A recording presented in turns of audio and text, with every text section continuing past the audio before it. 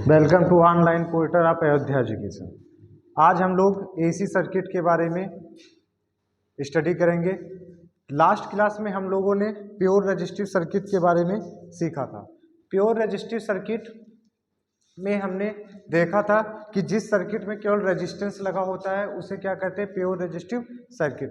फिर उसमें हम लोगों ने पावर का मान निकाला था और वोल्टेज और करंट के बीच में हमने फेजर डायग्राम भी बनाया था। तो वोल्टेज और करंट प्योर रेजिस्टिव के केस में क्या होता था, सेम फेज में था, जिसके कारण जो वोल्टेज और करंट के बीच का फेज एंगल क्या होता था, जीरो होता था, और जिसके कारण सर्किट का जो पावर फैक्टर होता था वो क्या होता था, इकाई होता था। और पावर लॉस हमने सर्किट में दिखाया था P बराबर B I into cos phi, तो वो आया था P बराबर आई स्क्वायर इंटू आर, क्योंकि पावर फैक्टर क्या होता था, यूनिटी, और वोल्टेज बराबर आई इंटू आर, तो आया था आई स्क्वायर आर। आज हम लोग सीखेंगे प्योर इंडक्टिव सर्किट।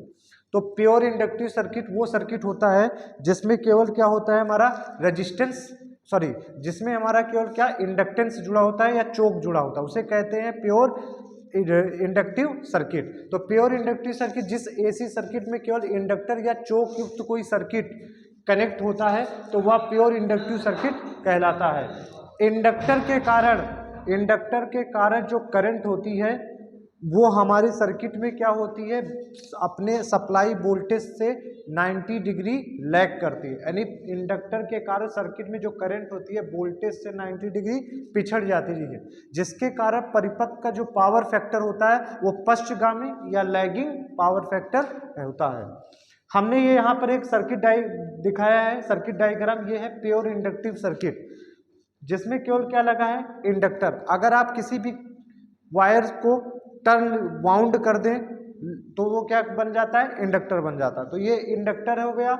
यहाँ हमने एसी सप्लाई वोल्टेज लगा दिया और इसमें करंट जाने वाली करंट इंडक्टर में आईएल कहलाती है। फेजर डायग्राम हमने बनाया। हमने क्या किया, सीरीज सर्किट के लिए हमने बताया कि करंट क्या होती है, समान होती है। तो करंट को हमने रेफरेंस ले लिया और वोल्टेज क्या होती है, करंट से वोल्टेज 90 डिग्री आगे होता है। तो करंट पीछे होती है तो वोल्टेज को हमने क्या कर दिया, आगे दिखा दिया। इसी को इस तरह भी बनाया जा सकता है, वोल्टेज आगे करंट पीछे, और फेजर चलता किधर है, एंटी क्लॉकवाइज, तो घड़ी के सुई के अपोजिट दिशा में। तो जो चीज आगे है वो आगे है और जो पीछे है वो पीछे। तो वोल्टेज और करंट के बीच में प्योर इंडक्टिव सर्किट होने के कारण जो फेज एंगल आता है कितना आता है, 90 डिग्री आता है। वही रेजिस्टेंस के केस में फेज एंगल क्या आता था, जीरो आता, क्योंकि वोल्टेज और करंट सेम फेज में था। फिर यहाँ पर हम लोग पावर, वोल्टेज और करंट के बीच का वेव फॉर्म बनाएंगे। तो सबसे पहले हमने वोल्टेज के वेव फॉर्म को जीरो से स्टार्ट किया और ये हमारी वोल्टेज की फॉर्म 2 पाई तक गई। फिर करंट क्या है, 90 डिग्री पीछे होती है, इसलिए इसको यहाँ से स्टार्ट करते हैं। ये रेड वाला हमारा करंट का वेव फॉर्म है। अब यहाँ से हम पावर निकालेंगे, तो पावर बराबर होता है वोल्टेज इंटू करंट के गुणनफल को पावर कहते हैं। यहाँ वोल्टेज प्लस में है और यहाँ करंट माइनस में, तो प्लस माइनस माइनस, ये हमारी निगेटिव में पावर मिली। फिर यहाँ पर वोल्टेज पॉजिटिव, करंट, तो ये हमारी पावर पॉजिटिव में मिली। तो जितना निगेटिव में पावर मिल रहा है उतना पॉजिटिव में मिला, तो नेट पावर क्या हो रहा है, जीरो हो जा रहा है। फिर इसी प्रकार यहाँ निगेटिव में पावर मिली और पॉजिटिव में पावर मिली, जिसके कारण हमारा नेट पावर क्या हो गया, परिपथ का शून्य हो गया। यहाँ से हम प्रूव कर सकते हैं कि कैसे हमारा करंट होता है 90 डिग्री पीछे होता है अपने सप्लाई वोल्टेज। तो हम जानते हैं वोल्टेज को एसी में लिखते हैं B बराबर B max sine omega T. फिर हम लोग जानते हैं कि B बराबर होता है L D Y by D T. हमने क्या किया, इधर dt का क्रॉस मल्टीप्लाई कर दिया तो B dt, और इधर हो गया L इंटू डी आई हो गया। अब यहाँ से हमारा L इंटू डी आई हो गया। उसके बाद में हमने यहाँ से I का मान निकाला, तो ये हमारा डी आई है, यहाँ से क्रॉस मल्टीप्लाई किया तो B D T L into D I. अब उसके बाद में यहाँ से हमने क्या किया, दोनों साइड इंटीग्रेशन कर दिया, तो यहाँ इसका हो जाएगा डी आई का आई हो गया और इस एल को बटे में भेज दिया, बी बटे एल इंटू डी टी। अब उसके बाद में हमने b का मान यहाँ से रख दिया, b बराबर B max sine omega T, और इसको t के रिस्पेक्ट में इसका इंटीग्रेशन करेंगे। तो इंटीग्रेशन जब करेंगे तो साइन ओमेगा टी का इंटीग्रेशन होता है माइनस कॉस ओमेगा टी, और एक ओमेगा क्या आ जाएगा, बटे में आ जाएगा। तो यहाँ साइन ओमेगा टी का जब यहाँ किया तो एक बटे में यहाँ पर ओमेगा आ गया। उसके बाद में यहाँ पर हमारा बी मैक्स है, यहाँ पे ओमेगा रहेगा, ओमेगा इंटू एल, ये हो जाएगा।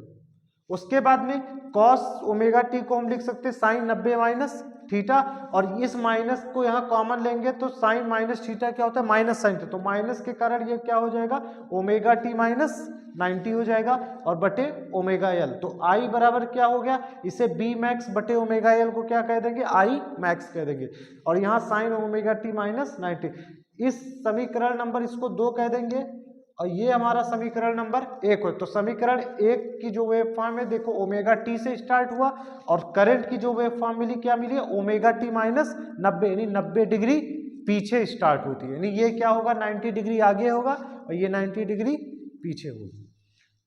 उसके बाद में इस एक्सेल को ओमेगा एल को क्या कहते हैं हम लोग एक्सेल कहते हैं। जो काम रेजिस्टेंस का रहता था प्योर रेजिस्टिव सर्किट में वही काम प्योर इंडक्टिव सर्किट में क्या रहता है एक्सेल का। और जिस प्रकार रेजिस्टेंस की यूनिट ओम होती है उसी प्रकार रिएक्टेंस की भी यूनिट ओम। तो एक्सेल बराबर हो जाएगा ओमेगा इंटू एल, जिसे कहते हैं फ्रीक्वेंसी इंटू इंडक्टेंस। और ओमेगा का मान क्या होता है 2 पाई एफ, एफ क्या है आपकी सप्लाई फ्रीक्वेंसी। उसके बाद में आई मैक्स का मान क्या हो जाएगा बी एम बटे ओमेगा एल, और ओमेगा एल को हम लोगों ने क्या कहा एक्सेल, और एक्सेल को कहते हैं इंडक्टिव रिएक्टेंस बोला जाता है, जिसकी यूनिट क्या होती है जिस प्रकार रेजिस्टेंस की यूनिट ओम इस प्रकार प्योर इंडक्टिव इसको कहते हैं इंडक्टिव रिएक्टेंस, यूनिट क्या हो जाएगी ओम। अब इसका कंक्लूजन क्या होगा, हमारे परिपथ में जो करंट जाएगी तो इस करंट बराबर ओम्स के नियम से वोल्टेज बटे रेजिस्टेंस, तो यहाँ हो जाएगा रेजिस्टेंस किसके बराबर है एक्सेल, तो आई एल बराबर बी बटे एक्सेल। पावर फैक्टर क्या हो जाएगा, पावर फैक्टर बराबर होता है वोल्टेज और करंट के बीच में बनने वाले कोण को अगर कॉस के साथ लिखेंगे तो पावर फैक्टर, तो पावर फैक्टर हो गया बराबर कॉस फाई, फाई के स्थान पे यहाँ कितना एंगल बना वोल्टेज करेंगे 90, तो यहाँ 90 रखे तो पावर फैक्टर मिला क्या 0। जब भी लैगिंग कोई इंडक्टर किसी सर्किट में लगा होता है तो उस समय पावर फैक्टर क्या होगा लैगिंग, वो भी क्या आया है 0, तो 0 लैगिंग पावर फैक्टर होता है। फिर निकालेंगे हम लोग पावर, पावर बराबर क्या होता है एसी में B into I into cos phi, cos phi क्या है angle between voltage and current, तो फाई का मान रख देंगे 90, तो पावर बराबर क्या मिल जाएगा बी इंटू आई कॉस 90, और कॉस 90 का मान क्या होता है 0, इसलिए इसमें क्या हुआ पावर 0 वाट। यानी कि इससे ये निष्कर्ष होता है कि इंडक्टर कोई भी एनर्जी का लॉस नहीं करता है। इंडक्टर जो होता है एसी की पॉजिटिव हाफ साइकिल में इलेक्ट्रोमैग्नेटिक फील्ड में हाफ Li² एनर्जी स्टोर करता है तथा निगेटिव हाफ साइकिल में हाफ Li² एनर्जी सर्किट को वापस दे देता है, अतः इसमें कोई भी पावर का लॉस नहीं होता है। यहाँ पर एक कंक्लूजन है आई लैग बाई बी बाई 90, आई जो करंट होती है वोल्टेज से 90 डिग्री पीछे होती है प्योर इंडक्टिव सर्किट के केस में। उसके बाद में इंडक्टर का एक गुण होता है कि ये क्या करता है inductor sudden not allow the change of current, मतलब इंडक्टर कभी भी करंट के परिवर्तन होने का विरोध करता है, हमेशा ये क्या करता है कि करंट के परिवर्तन का विरोध करता है जो टाइम के रिश्ते में वैरी करती है।